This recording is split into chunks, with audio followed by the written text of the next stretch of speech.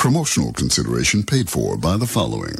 Hi, I'm BJ Smith, tight end for the Vice City Mamas and proud proprietor of BJ's Used Autos. Cars from all over America come to find a new home in Florida, just like you. I moved here after the draft. Football, not Vietnam, even though they do have a lot in common. I noticed there was one thing missing from this great town, a celebrity-endorsed used car shop. That's why I founded BJ's Used Autos. Every one of these beauties is freshly painted. They look brand new. We have new models coming in every morning, usually around 2 a.m. We can get you anything. And if you see a car of your dreams, tell us. We can acquire it for you. I've taken the skills I've learned as a pro football player to the used car business. Smash, grab, and run like hell. BJ's Used Autos. I'm tackling low prices with hot cars. Shut up and sit down.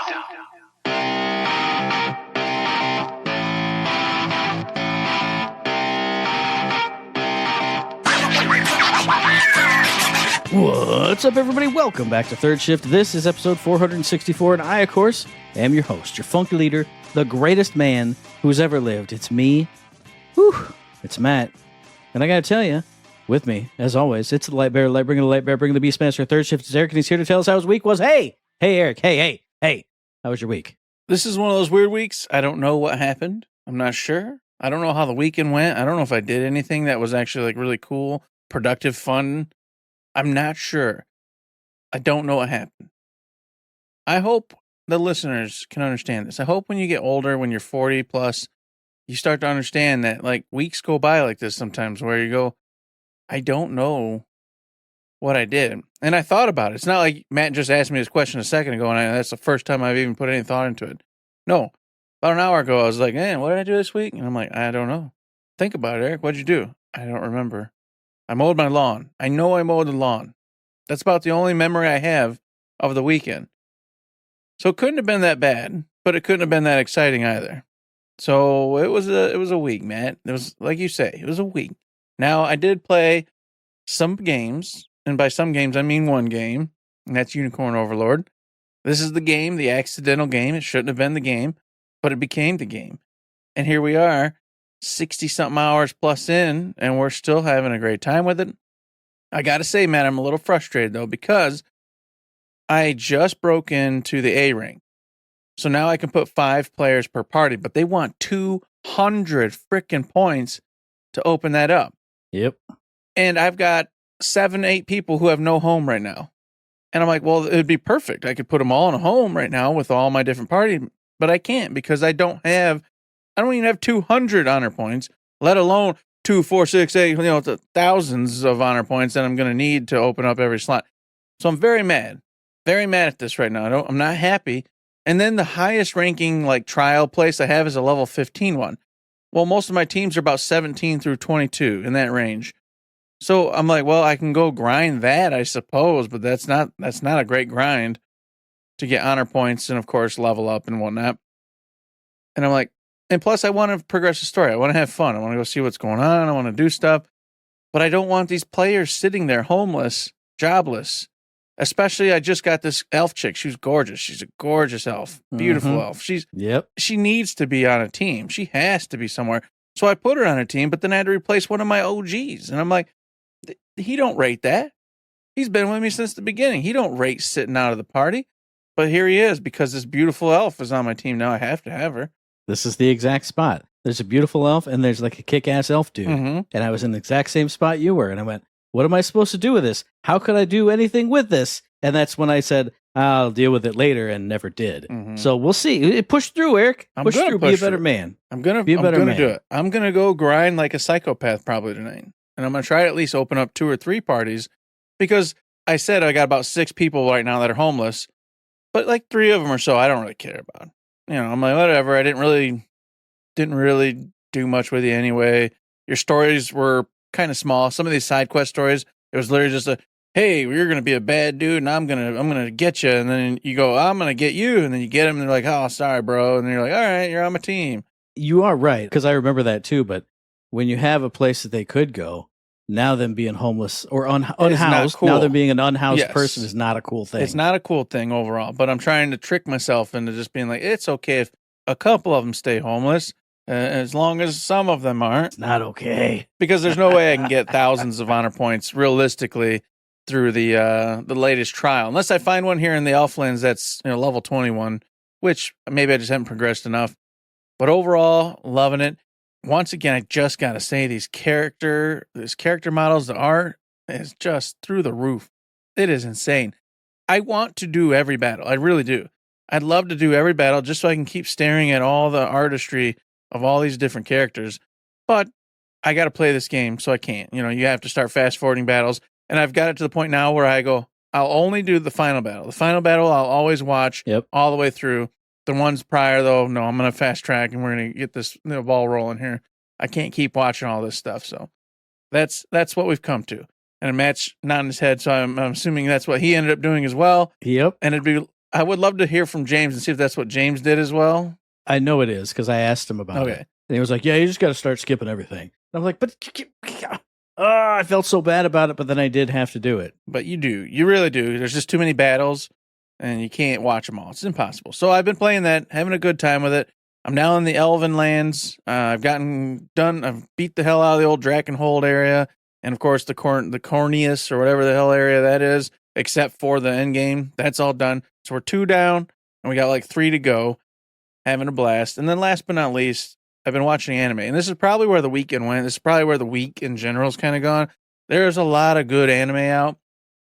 And a lot of it's really good, like memorable good, but a lot of it's just good.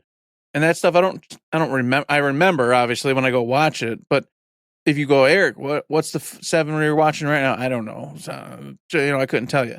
They're just fun.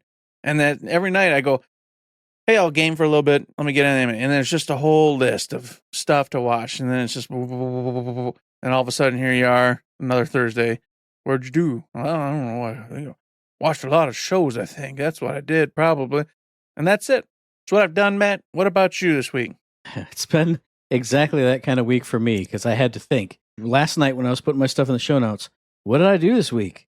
And then this was sitting right next to me, the program from a show that I went and saw. I went out to Williamson Theater, saw Incident at Our Lady of Perpetual Help, which was a great, funny, it takes place in the 70s. Somebody's looking back on this thing that happened in the 70s, kind of narrating to the audience, and then, actors on stage and set dressing and all that stuff. And it was funny. It was really funny, and the cast did a great job, especially one actor who played a couple different characters. It was great. Very funny, very cool. Now, this is a small theater, but it's not like a community theater. It's professional theater with professional actors. But they have it's small. They have a very small, like, kind of stable of actors they usually go through. And sometimes you get, like, new people here and there, but the core is, this small group. And so they posted up a show ahead of time with all the cast. I went, okay, cool. This person, this person, this person. I love all these people. Went and got there, sat in the seat, and they do, like, announcements right beforehand. Hey, turn off your cell phones. Hey, here's our season sponsors, blah, blah, blah, blah, blah. And, here it is in the program right now. This never happens. There's a little slip in here that says at this performance, the role of Terry will be played by this person instead of that person. And I went, that's real weird. And they announced it too. I went, they don't have understudies. Like it's usually 2 to 4 to however many actors, and that's it. There's no understudies in this group. I went, how's that going to work? And it's another one of the actors I know, but they announced it due to an unexpected illness by this one actress. Another one's going to take her place with script in hand on stage. And I went, oh, okay, well, I've gone to readings before where they literally just read the script, and it's never bad or anything. I went, that seems kind of weird, though. I wonder how that'll play out. Dude, it was awesome. Like, she came in with the script kind of like in a spiral-bound book in her hand, but for all of Act 1, she carried it with her, but it was just behind her, or she'd, like, set it down on the thing and she'd act. Like, she had Act 1 down 100%. Act 2, she flipped through it just a little bit, but it was usually the spot where the character is reading something out of a book anyway, so she'd just cast her eyes over this way instead of straight at the book to read the lines. She did phenomenal. She probably didn't even need it, but it was great. I mean, I should have known it was great because this actress is always good in everything she does. So, really fun show, really good time. It always is when I go there. This is one of the last shows because I lost track of time that the show was even going on, so glad I caught it. The only other real-life thing that I did, I didn't even really do it, but I watched it, was WWE SummerSlam. They had a 2-night SummerSlam, Saturday night, Sunday night. And I feel like whenever they do that, One of the nights I don't like nearly as much as the other night, but Saturday was good, but Sunday was really good. A lot of fun, good stuff. Wrestling in a big stadium, hot crowd. No matter what you think of the company, wrestling's cool, and it was a fun show. And then let's see, just like you, Eric, I played games this week, and by games I mean one game, and that game was 100 Line, Last Defense Academy. Yeah, there's nothing more I can say about this game other than, and I don't think I said this last week, because I think I found it over the weekend, I found a true ending. I believe it's the true ending, but I'm not sure. But it definitely is an ending that's different from any other ending that I've gotten so far. And I've gotten now, I think, 74 endings. So I'm really on the downslope. But this one I got, man, this route you get secrets, you learn so many things, and you see the craziest shit imaginable. I have seen a lot of stuff in this game, and even I was like, jaw dropped open. Whoa, what am I looking at? And then, my God, after you see what you think is the craziest thing, then you go through the craziest thing. I can't say anything else because I might touch on hints of spoilers, but oh, baby, it's the perfect ending. It's just the best. I was thrilled from moment one to moment 100 million on this whole ending scenario piece of the route. It was phenomenal, and just can't say anymore. But I put the decision thread in the Discord, so if anybody gets around to this or ever wants to get around to it, it's just phenomenal, dude. But on top of that, I still had, I think at that point, I was still in the 60s as far as endings. So I had so many routes to go down. I went down a couple that got so long, and one of them was one of my least favorite routes. So that one did feel kind of like a slog, but then I went, oh, back here, here's a major branch point. Oh, and the one I'm in right now, I'm not deep into it, but it's a lot more lighthearted and fun. It doesn't have a theme that I know I dislike so far, anyway. And I went, okay, so when that happens, oh, no, then that's the other thing, is getting to the end of that route that I didn't like, I got an alert. Boop, you've now met the conditions to unlock one of the story locks that you ran into before. And I went, oh, but then I went and got on this other branch so I could kind of be in the right headspace and not have to jump. So there's 3 story locks I think that I've hit.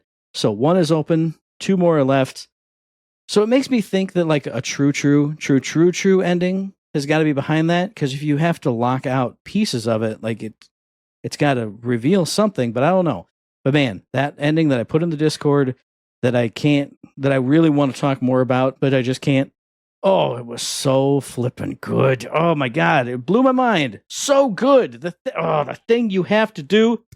Oh, baby. All right, that's it. It was a great week. I feel like it's been 4 weeks since I saw that ending, since I went through that thing. But even just thinking of it now, it raises the goosebumps up again. So it was a weird week, but apparently it was a phenomenal week.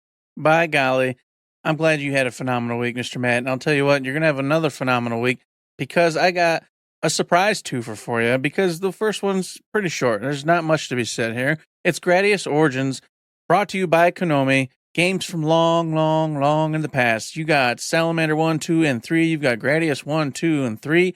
And you've got my personal favorite, the game I grew up on, Life Force. All of these are being brought together to you in one huge, awesome collection. And along with the games themselves, you're getting a cool bunch of artwork and behind the scenes of how the games were done, etc., etc. And on top of all that, all the music from the games you can go listen to, on the side tracks and or while you're looking at set artwork and whatnot. A very cool little combined thing for you to have and be, just go back and have a good time with, because these are some fantastic games. I grew up, like I said, with Life Force, and then of course later on I got a hold of on the Super Nintendo Gradius with my buddy Daniel, and we played the holy hell out of these games. And you'd go to the arcades, and these were everywhere, or games of these ilk at least. And once again, just had such a blast.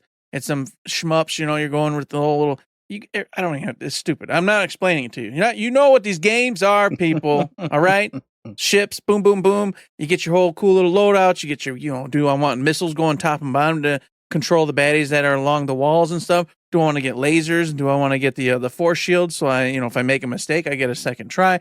all sorts of cool different combinations for you to try out and see what one works for you while you're going through these cool levels. I love these games. And of course, if you didn't know, the GRADIUS type was like more about robots and weird mechanical things. Life Force and Salamander was more about like bio-engineered enemies and baddies. So they both have their own different flavors to them if you're playing them. And both are very, very good and very well made. So I definitely recommend you go check this one out if you got any nostalgia at all for them types of games from way back in the Wens.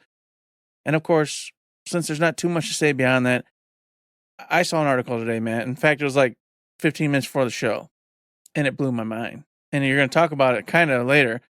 And that was that Hexen and Heretic are out today, in a cool $14.99 pack or something like that you can pick up and play those two wonderful titles from way back when.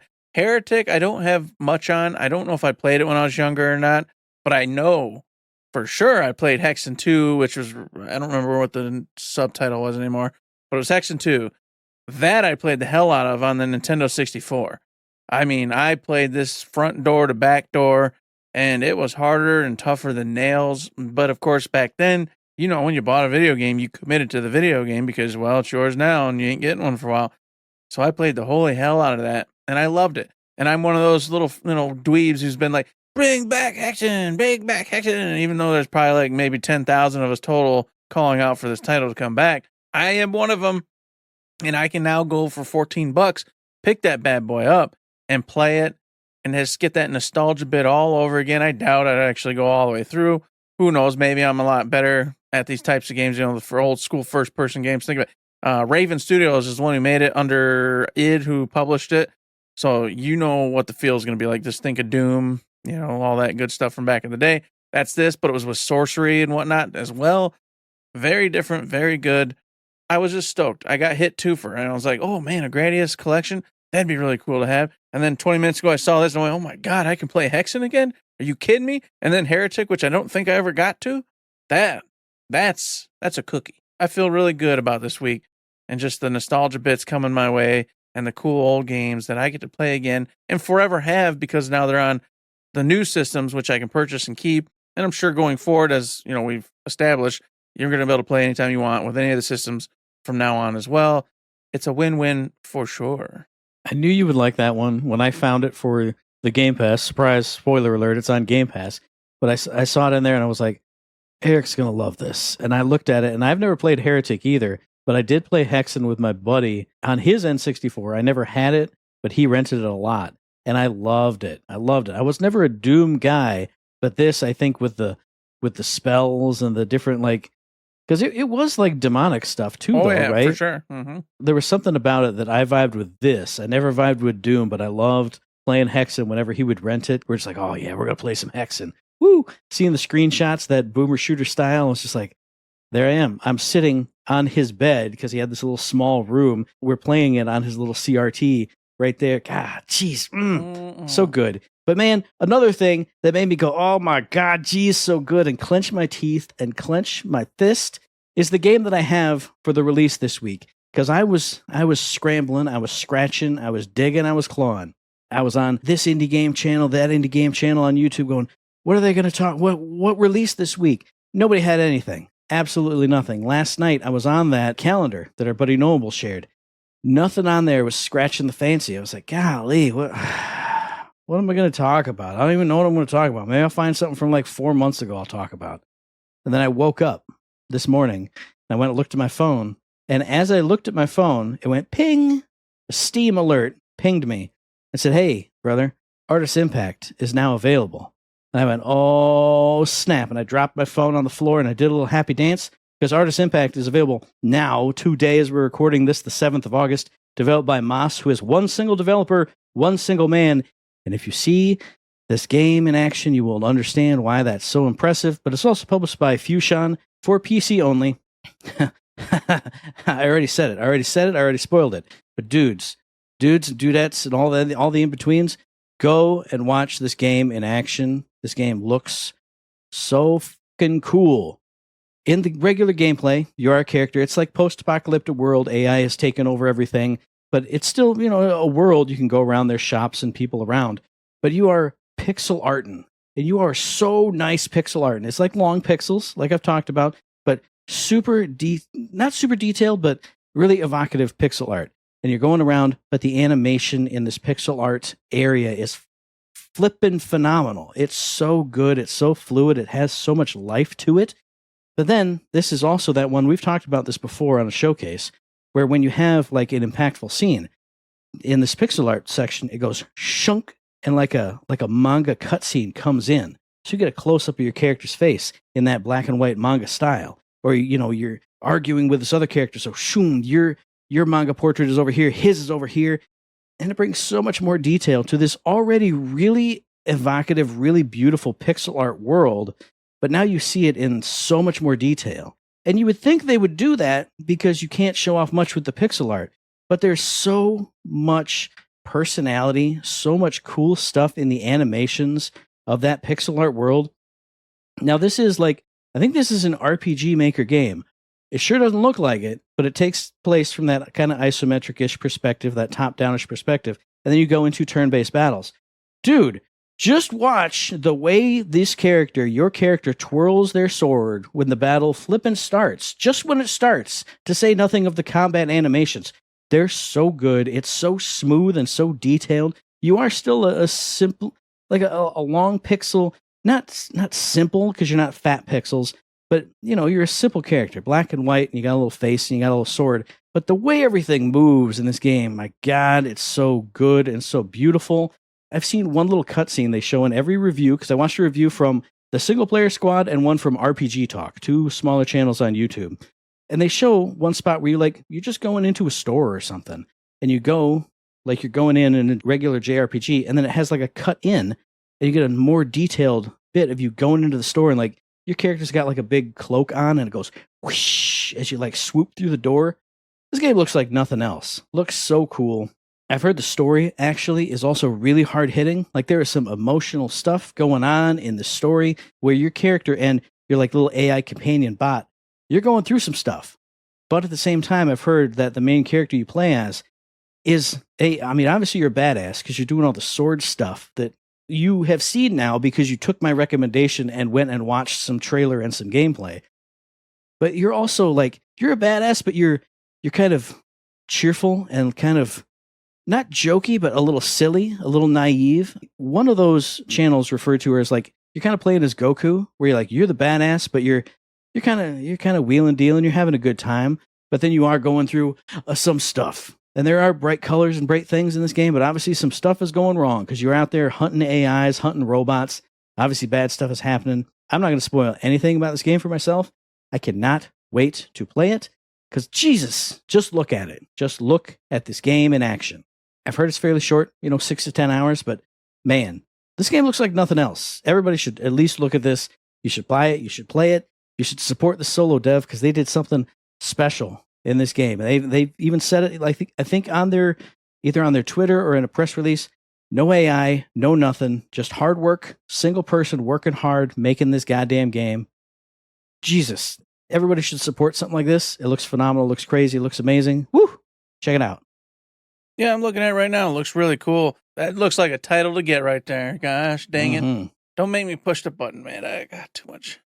Artis Impact. I want to say it again because I kind of just rambled on about it. But the game's called Artis Impact. ARTIS Impact. Everybody go get it. Push the button. Push the button. You can indeed push that button over there, folks, and you should. But if you can't afford to, you can also get some free stuff this week. And, of course, you got some stuff over on the Epic Store. You got 112 Operator and Road Redemption. These games, not really sure what they're about. If I had to guess, 112 Operator, you're going to be handling weird scenarios, and you're going to have to make decisions while you're handling said weird scenarios and informing people on the other end of what they should do in these situations. And I'm sure there's fail states and then succeed states, but I'm not 100% sure. But that's what it sounds like it's going to be. Road Redemption, that's going to be some kind of road rage thing. I bet you're on a motorcycle and you're a biker and you're doing some crazy stuff and you're killing people or something.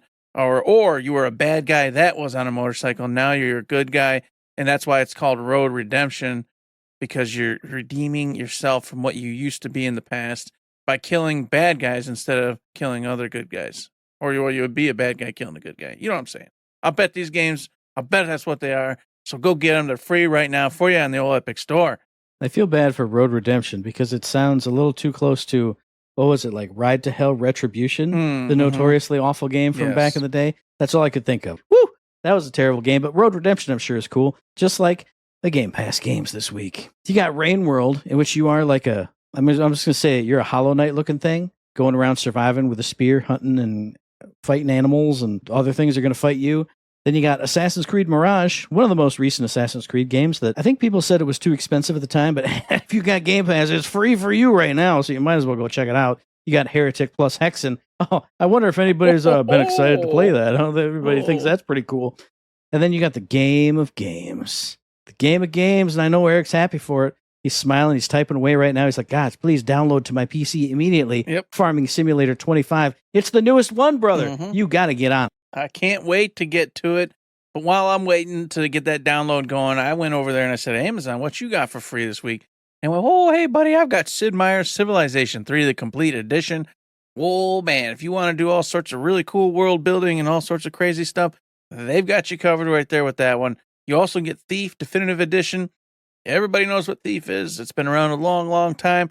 This is the definitive edition of that. So if you want a retro game that's all about thieving and being sneaky snooks, well, this game's for you. And last but not least, it's got The Academy First Riddle, also available to you.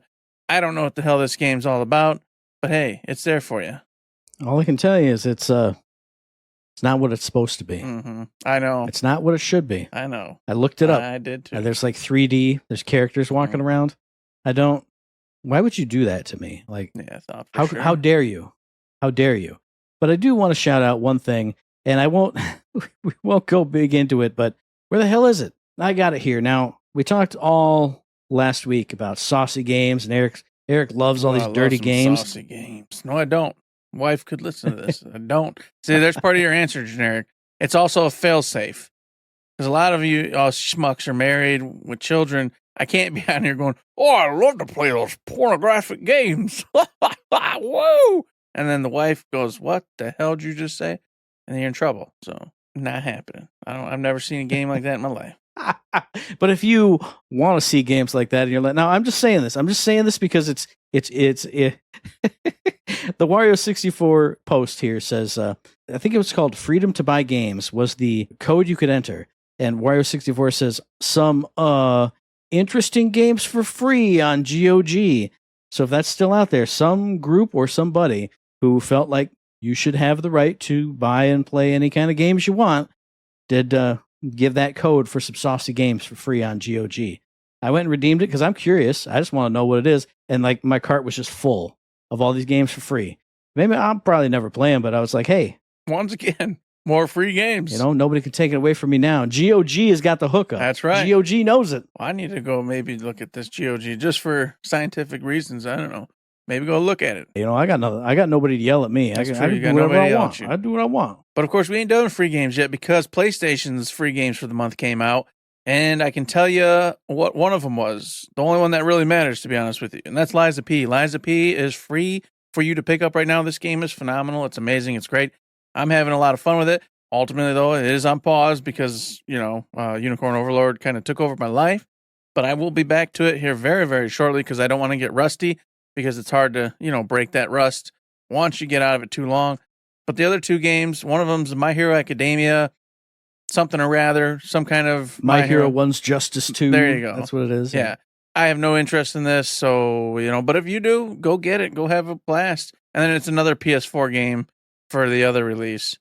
So it's DayZ. So that was the big hotness for a while. I don't think it's the big hotness anymore, but if you ever wanted to get into that, and I just got to reiterate everything that Eric said, Liza P is amazing. I'm the one who made him play it, so I know how good it is. Everybody else should go play it because it's not that hard. You can beat every boss within 4 attempts. It's fine. That's not true. He's lying. The streamers, they told me, they said they spent 2 to 4 hours on some of these bosses. So have you seen some of these people play these games? They're terrible at these games. Come on now. I don't know. I was on the Reddit threads where they said I was stuck on this boss for a week. How could you do that? How could that be? Okay, sorry. I don't know. But if you are sad and this game is hard and you're having a lot of troubles, I've got the solution. Okay, you can go right on over to Cyberpunk's website, which is CD Projekt Red's website, and you can buy yourself a Cyberpunk Edge Runner pillow, body pillow, in particular. So if you want to get a hold of your manly man or your chickly chicks, you can get both of them. And I had to tell Matt. I know Matt's excited. He's going to go purchase both of them. He's going to have them both, he's going to be sandwiched in between them in his bed, coming up very shortly. And he's going to sleep better for it, honestly. I'm not even a hater. He's going to sleep fantastic. I've never even seen Edge Runners. I don't even know who these people are. What's going on? Why does this person have robots on them? What's with the metal? I was hoping you wouldn't say that, man. I was hoping you were going to say, yes, I enjoyed Edge Runners. I really was. Because that breaks my heart. It breaks my heart. You know, I can't watch a TV show, Eric. I can't watch shows. I can watch shows once and then I can never watch them again. I can't even get back into free run, and I watched 6 episodes in a row. I can't watch the rest of it. It was so good. I know. I can't watch anything. It's impossible. But the one thing that I can watch, because I didn't watch the other thing, sorry, I forgot that was on the show notes, is I can watch the Nintendo Indie World Showcase that was just today as we're recording this at 9 a.m. I will give Nintendo and all these other, well, I think it's mostly just Nintendo. I'll give them props because they did it right. That's like some of these other companies who go, oh man, it's be at 6 p.m. Eastern time. That's when the show is. 6:29 right now. We would have just barely gotten started. It's unacceptable. It's not cool. And I will say, it was a very short Indie World Showcase. It was only 15 minutes. But I did write down a bunch of stuff, but a bunch of the stuff we've seen before, but I'm still excited for it. Starting off with Mina the Hollower. That's the new game from the Shovel Knight devs that kind of looks like Link's Awakening, harkened back even further than Shovel Knight did. But there's a demo out now. So if you had any interest in it, go check out the demo. I'll just add to it. I've got some games I want to talk about for sure, but Mina the Hollower is one of them. I love the 8-bit, retro feel of it. Like you said, it harkens back to the old Legend of Zelda, but way more action-based. Mm-hmm. Legend of Zelda is kind of just a tromp. This has stuff happening constantly. And think Celeste meets Zelda, old school Zelda for the Nintendo. It's like a weird mix of that. I'm really down for it. Music-wise, it was really pumping, got me excited. We've talked about it a little bit before, so we'll see. I definitely get to go play this demo now for free, and that's just chef's kiss. We've talked about that as well. I'm so glad when games do that. Mm-hmm. And of course, right after that was the Well Dweller, man. That game, I've never seen anything on this, or if I have, it's just blotted right out of my memory. Yeah, this looks phenomenal. It's gorgeous all hell. It's got that really cool, strange, not right world going on. When that's the stuff I love. So you're over here hacking and slashing, doing the Metroidvania, action going on, meeting different characters in this weird, strange, just bizarre world, fighting off enemies that are just absolutely insane. I was blown away. I was like, oh my God, where the hell did this game come from? I'm totally interested now. Can't wait to see more on it. Now, I agree with you. That looked really cool. But I take all those sentiments and put them into the very next game that came out right after Well Dwellers, which was Neverway.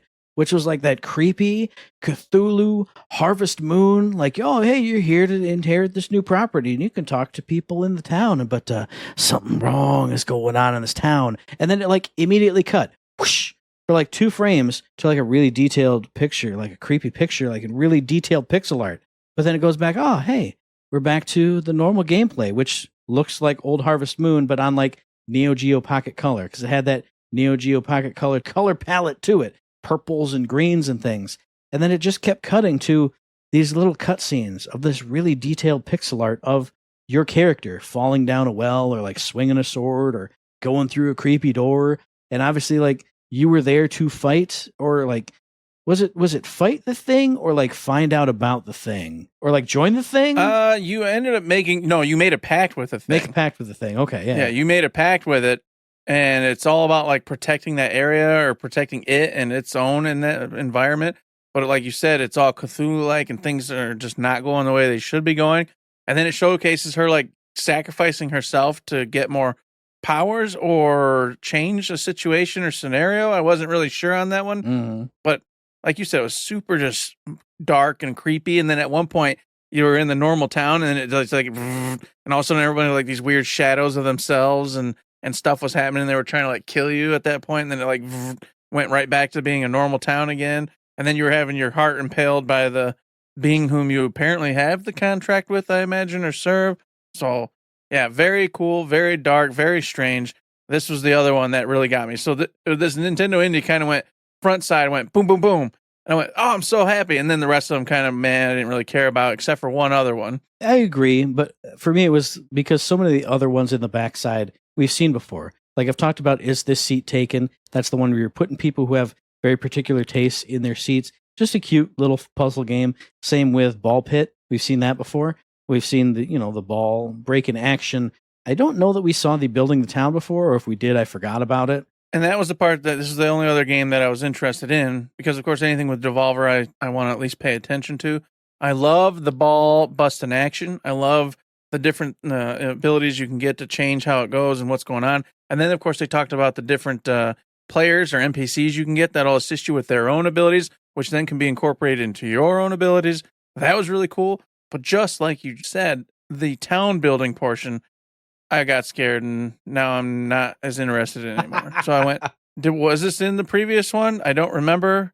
But now that I saw it again, I went, oh, I don't know about this. But I'm like, Eric, you played the hell out of Cult of Lamb. Maybe it's simple like Cult of the Lambs is, and you'll be okay. So I'm still wanting to watch it more, but definitely now a little more iffy at it. And see, I got a little more turned on to it because the ball busting action looks cool, and the different powers and the different NPCs. But the town building part made me think of Loop Hero, which had sort of a town building segment, but doing that helped you out in the loops. So I'm assuming and hoping this does the same thing where, oh man, place 10 armories and your attack power goes up. Place 10 fabric stores and your defense goes up. I don't know. But it kind of put me in mind of that. Looked really cool. And then for me, a couple of the other ones I wanted to shout out were one called Glaciered, where you were like a mix between like a bird and a dinosaur. And you were underwater, kind of like penguin style, going around attacking, exploring, doing stuff. I only mention this because Iron Pineapple did a video on this in his like Souls-likes video series. He played the demo of it and liked it. So good to see it actually coming out and coming to a Switch system. Before I get to the one that got me really excited right at the very end, I gotta say, man, you were missing out. Undusted Letters from the Past.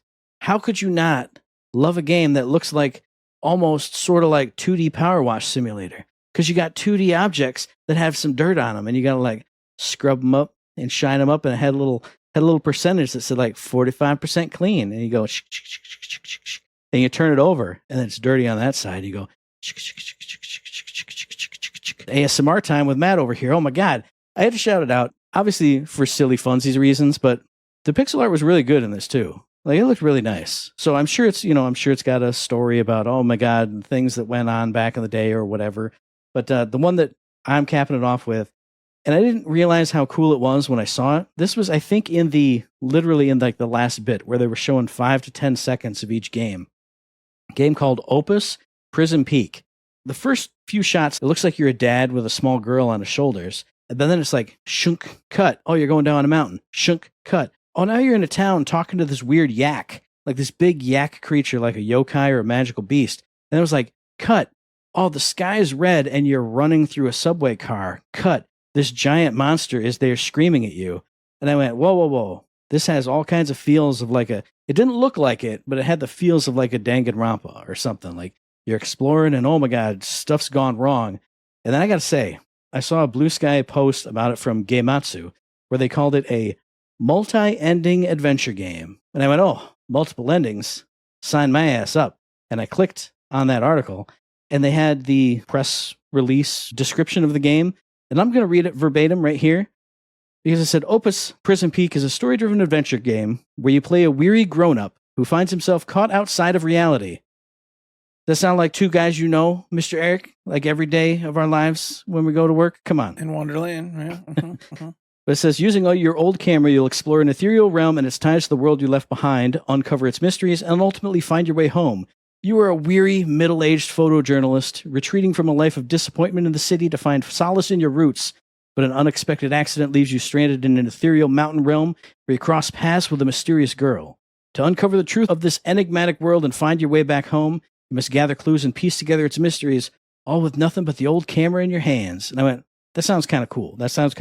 Playing it as an adult who's sick of his life and now he's in this magical world and maybe things are going wrong and maybe they're not. And then it says right here, this is the one that sealed it in the last sentence. Where do grown-ups go when they lose their way? We know where they go, Eric. I know where they go. We know exactly where they go. I know where they go. Been there for a long time. Oh, man. And I know you capped it off with that awesome title, but I did have to say one last little bit because I forgot. Ultimate Sheep Raccoon just made me want a Uniracer again. Exactly, yes. That's neat. Where's Uniracer? Okay, so I appreciate it, Ultimate Sheep Raccoon. You're trying to get people interested in that type of gameplay. But, man, it just brought me back to the old days. Where's Uniracer? Come on, bring it back, folks. Gosh dang, that's a great genre, and it's been gone for so long. That's the first thing I thought of when I saw it. I was like, what's these animals? And they went off a jump, and they immediately started spinning and twisting and doing the things. And I went, that's my flipping Uniracers. Just have it where if you complete your stunt, you get a speed boost. And I don't know if it's there, but I went, don't say that. Nobody else is going to know what you're talking about. But you said it, and I said it. So people out there know what we mean. God, Uniracers, baby. Bring it back. So good job, Nintendo. That was a fun Nintendo indie. Had a blast. And, of course, THQ also had its showcase this week, or during this week, at some point in time. I don't know if Matt got to catch any of it or not. This is the one I didn't see. Okay. So a few good games, honestly. I won't go deep into it since Matt didn't check this one out. But Reanimal got another trailer. If you remember, those are the creators from Little Nightmares 1 and 2, doing their own thing that's basically Little Nightmares, but just on their own. It is crazy. It is dark. It is nasty. It's strange. And, it got me pumped again. Every time I see a trailer for this game, I just get completely stoked and ready to play it. So I'll definitely be watching for that. Then, of course, they did a game called Fate Keeper. Think Avowed, but darker, more in the Elder Scrolls world. Things are just nasty. Killing's happening everywhere. Very rich, huge landscapes.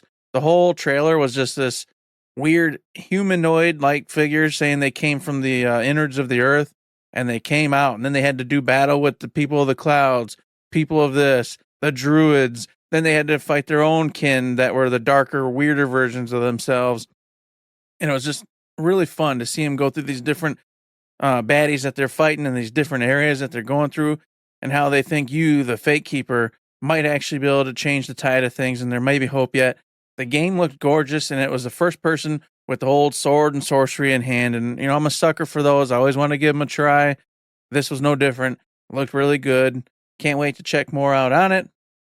And then last but not least was Darksiders 4. I love Darksiders. I played 1 and 2 all the way through, and then I watched somebody play it. What was the latest one? Genesis or something? It was like the Diablo-style version of it. I intended to play it, never did. Just watched somebody play it through instead. And then if there was a third, well, there must have been a third Darksiders. I guess I totally missed that one. So I'm a little behind. So I'm a kind of a fake Darksiders fan, but I do love the series. So when I saw this trailer, Darksiders 4 is coming, and it picks up right where Darksiders 1 left off, which is really cool. All 4 horsemen are coming together to do battle. Can't wait for it. I got high hopes, fingers crossed, that they can pull this one off, because, of course, it's been a long time coming and probably was never going to happen, but now just miraculously through this group, it is. So 3 games got me going and excited for what THQ had coming down the pipeline here. I missed this one, but I'm skipping through it right now. And they're doing a remaster of Sacred 2. Like, I can't believe that Xbox 360, not Western RPG, but like PC RPG, kind of isometric point and click around. The only thing I know about that is that they have an in-game concert from Blind Guardian. Oh, that's awesome. So we can actually get that and play that and see that actually happen. That's crazy. So I can't wait to see what else is in there. So yeah, I'll be going and checking that out. Just like I'll be checking out this little noise I'm hearing at my door, a man's feet on my little front steps, a man's finger reaching out and pressing a little button that says bing bong. It says bing bong. Oh, the mailbag. It's a mailbag question from a buddy Noble in the Discord. He asks a very interesting question, I think. What do you think the next big game genre is going to be? I know we're starting to get a wave of Balatro-alikes, and we're seeing a surge of co-op multiplayer with stuff like Peak. But what do you think will be coming beyond that? Eric, you are tuned into the Twitch streamers. You're watching Twitch right now. I see you looking up. Mm-hmm. Tell us, what's new? What's coming down the pipe? Okay, well, I got 2 answers for you. One is kind of what I would like to see come down the pipe, and it's a little bit here. Blueprints recently just came out, was talked up big time. I bought it, and I have played it, for quite a bit, but I'm ultimately turned off because it's a roguelite at its heart. You get so many moves, so many things you can do before you're reset again. and then the entire, mansion resets and it's scrambled all up, and then you just redo it over and over and over again. But by taking notes and knowing where everything's going to be, you can then slim down where you're going and what you're doing to then hopefully get to the room that opens up everything. And then there's even more secrets beyond. So there's a blueprints for you. But the roguelite portion, I don't like. I want to see blueprints, but just in the Shadowgate format, where everything remains as it is. It's simply the puzzles that you need to figure out and the clues and whatnot. You have to use your brain and rack and just try things out to get to the end. And I understand that once you beat it, now you're SOL because the game is the game. But I'm fine with that. And I really do think that people would be on board for this. And in fact, I think people would be on board from this more than they would be for blueprints, because the roguelite it's a subgenre. It's a niche. A lot of just casual gamers don't really enjoy having to redo the same exact thing over and over and over and over and over and over again to master it. So I would really like to see the blueprints taken into a non-roguelike fashion, because, man, that artwork was awesome. The puzzles are awesome. Everything's really great about it. And it just harkened back to all my love for Shadowgate, Uninvited, etc. And I think the people would love it too. So that's where I would hope they would take the success with blueprints, and start to kind of figure out what worked and what brought the people in and what didn't, and maybe change it up a bit. But that's probably not going to happen. That's not realistic. What I hope to see, and I think might happen, is we haven't gone into a Gears of War type game world in quite a while now. And you got the new remastered thing hitting, and then the next weird Gears of War coming out. I hope that this gets that wave pushing again. Outriders came out and it was a hit, but it was a hit for just a short period. I imagine with Gears of War coming to PlayStation and stuff, you're going to see another surge of interest. I want to see that capitalized on, and I want to see that pushed forward, and I want to see the co-op shooter brought back into full force again. And I think that has a really good chance right now, because, I don't know, there's not too much else going on. RPGs have already come back full force. They're already rocking and rolling. First-person just shooters straight up never go anywhere. They're always around. So when you get to a genre that's been around for a long time but hasn't been prominent, that's definitely one of them. And I can see that one coming back big time, because streamers love playing co-op games. Regular people love playing co-op games. I do think, however, like the cover system needs to be changed, needs to be brought forward a bit. It can't be clunky like the old Gears of War games were. It have to be much faster. Even Division was still pretty clunky. It took a minute to kind of get into position and get out of position. If you can fix that and provide the co-op opportunities to have a great time and collab, talk to one another via spatial chat and or Discord, I think you could see a lot of success with games going forward with that. I have two thoughts on this as well, and they go in two vastly different directions. But I think he mentioned stuff like Balatro, and I have seen, hey, we're just doing Balatro, but it's different. That was a hit. You're not going to get a hit being just a copy of that. But he mentions Peak, which I was listening to a podcast the other day, and somebody mentioned they were playing Peak, and that's, a climbing game you can play with all your buddies. But the fun that they were describing wasn't because of the game, it was because of the things that happened with the buddies in the game. Like somebody fell off the cliff and she was untied, so she was just going down to the bottom, but she pulled out her flute and played a little sad song on the way down, and they were all cracking up, laughing, having a great time. And that got me thinking, especially with this mailbag question. I think the next big game genre, because he specifically says genre, is something where you can make your own game in the game with your buddies actively. I feel like that's got to be like the next big thing that everybody's going to have to do. Like a live service shooter was the thing. Now that's fallen apart. I feel like something creative you can make with your buddies, but it has to be simple enough to work when you're just three drunken morons playing this game. And it put me in mind of a game that I bought with my friend and we never had a chance to play it. But it was called Sleep is Death. And this was a game where, for a certain amount of time, one of you was the main character, and one of you was essentially the DM. So you would make the art, the music, the set piece. Person playing the character would be like, I'm going over here, I'm going to push this guy out the window. Well, as the DM, I wanted you to just talk to this guy, but now I have to make that happen. I have to make the assets and make that move and make the man fall out the window. And then after a certain amount of time, whoop, the roles switched. So now the person who was the DM is the one. It was kind of like improv, essentially. You are directing the scene, and now you're in the scene. So no matter what that person did, you have to build off of it. And I feel like something like that is going to be like the next big hotness, where you have like 4 streamers in a game, and they're not just playing the game, the scenario the game makes, they're making the scenario as the game happens. You know what I mean?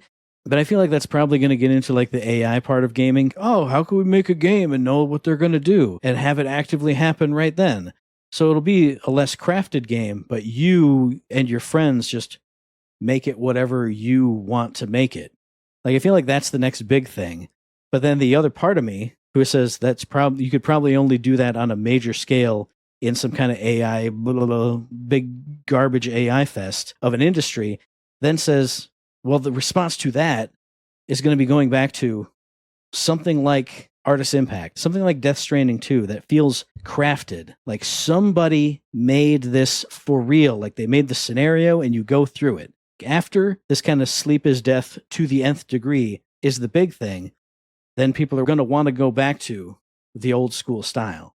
They're going to say, well, it didn't just give me a playground and I made my own fun. It made something really impactful with camera movements and set pieces that I went through. So it'll go one way, and then it'll go the other way, and then it'll go back and left and right and up and down, and all the other trends that'll be going on. But those are the 2 things that jumped out to me. One is just your buddies and creating your own game inside the game, like literally though, not just like in a Minecraft way or a Peak way. And then next reversing that and going to like an actual crafted story that like it means something now because everything else is just loosey-goosey nonsense. This will be unique again. Maybe it won't blow up, but it'll at least something will carve in there and go, this is still here for the people who want just, I'm clenching my fists and I'm gritting my teeth. Do you want that kind of impact? That'll be there too. That sounds fun. I would agree that'd be a great way for things to go. I think it might hit more with the streamer side of things though than the mainstream. When I just think of the Jar Jars that just play whatever random game, but I definitely think that'd be picked up and be a big deal. Talked about a ton. The last part I'll mention of what I'm hoping happens with the Gears of War stuff is I'd also like to see them take a hint from old NES games where a select a path would happen, but it'd be in the game naturally. You don't see this very often. In fact, I don't know if there's any game that's ever truly done it, where you are more in a linear area and you're going and doing something. But if you go in the house instead of go down the side road, you go to level 4.2 instead of 4.1. And now you're doing a whole different level and verging off, and it might come back later. But like, think of Castlevania 3 for Nintendo. You know, if you went up the clock tower and did this, you'd go to this. You had a choice. You could go to the Woods of Vivania or this one. Then you're branching off, and so therefore you're getting different playthroughs different times as you go through. Star Fox 64. If you save this character here, if you blow that open really quick and fly down here, then at the end of the same stage you just did, you start going off into Nebula X or whatever. Yeah. Yeah. Stuff like that. Bring that type of thing back, but into the Gears of War type game. So that way, even if you want to play again with your buddy the next weekend, even if you beat it, you can play a different route and get different, mid-scenes, cutscenes, endings, etc. That would keep the fresh vibe to the game, and of course bring in the people to watch it if you're doing the streaming for it and whatnot. Or even just have the dice roll behind the scenes and the thing that you're going after. This time they took it over to the house, so you're naturally going to the house. It's not like we can go to the house or we can go to the clinic. What are we going to choose, boss?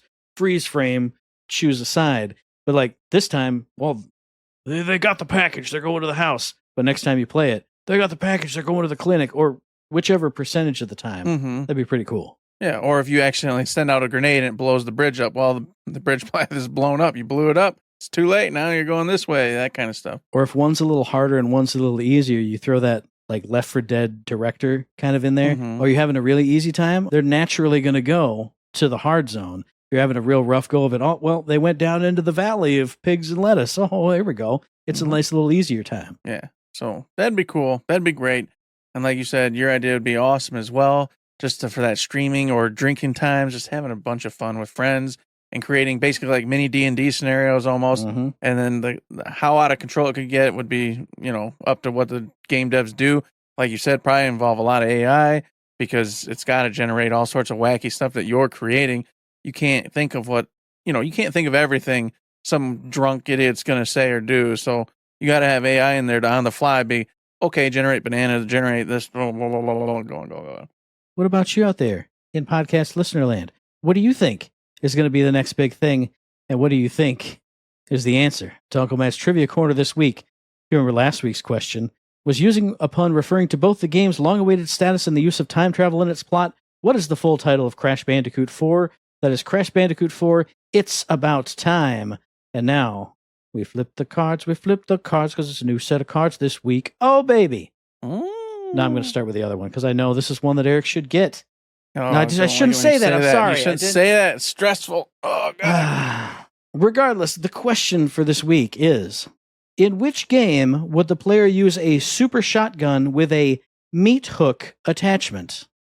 Oh, that's going to be... I shouldn't have said it. Sir. Oh, I thought had it. Oh, screwed up. That's okay. Oh, dang. What did Super Shotgun have?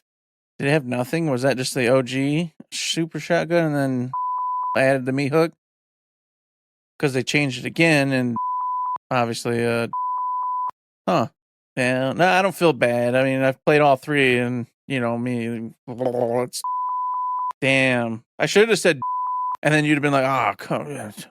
Maybe like a half point. I would have given you a half point if you just said that. But since you specified that one, it just can't be. I saw it and I was like, he'll get it. And I went, oh, maybe he won't. I don't know. Oh, well. Now I'm sad, but it's fine. You'll definitely get the next one, though. I swear to God. So if you know, Jesus. No, you better. I mean, honestly, you will get this one. You will get the next one. But if you know the answer to this week's question, or if you have guesses as to what the topic is for next week's questions, or if you also have mailbag answers, if you have thoughts on the Indie Showcase, thoughts on the THQ Showcase, if you have 2 Edge Runner pillows and you sleep next to them all night long, let us know that via the email, thirdshiftme@gmail.com, on the Twitter machine @ThirdShiftME. Find us on Facebook under Third Shift. Hit up the Discord. Hit up the Patreon. If I'm streaming, which I should this week because I haven't streamed in a while, hit up a stream. And diddly-doo, you can hit up all those wonderful things. And you should also go check out the Patreon, a little tip jar. Like what we're doing, consider throwing $1, $2, $3, all kind of bucks inside of that bad boy. That'll help us pay bills, keep the lights on, keep everything running smoothly, and we appreciate the hell out of it when and if you ever have done that for us in the past. If you say I cannot, I surely cannot, I don't have the monies, that's fine. There's other ways to support us. You can go give us the 5-star ratings over on Apple Podcasts, 5-star ratings on Spotify. You can go join the Discord and have some fun communicating with us. Throw us mailbag questions just like Knowable just did.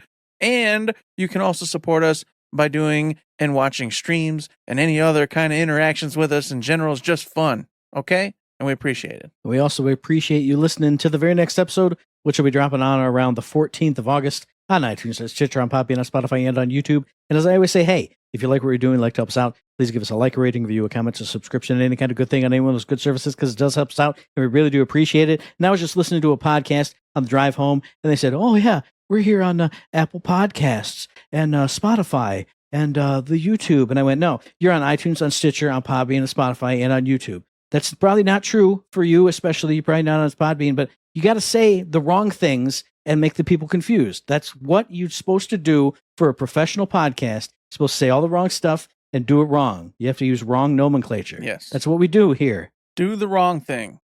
Like give us a 5-star rating. Because apparently you have never done the right thing before. So maybe I've been saying it wrong all along. Do the wrong thing. Go give us a 5-star rating. We know that the number of people listening to the show is way bigger than the number of 5-star ratings we have. So I know there's a whole bunch of you who've just never done it. Just never done it. So maybe you don't understand the language.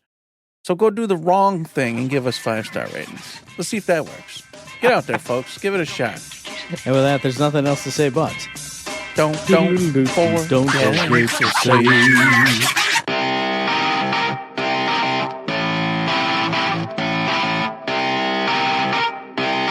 Shut up and sit down.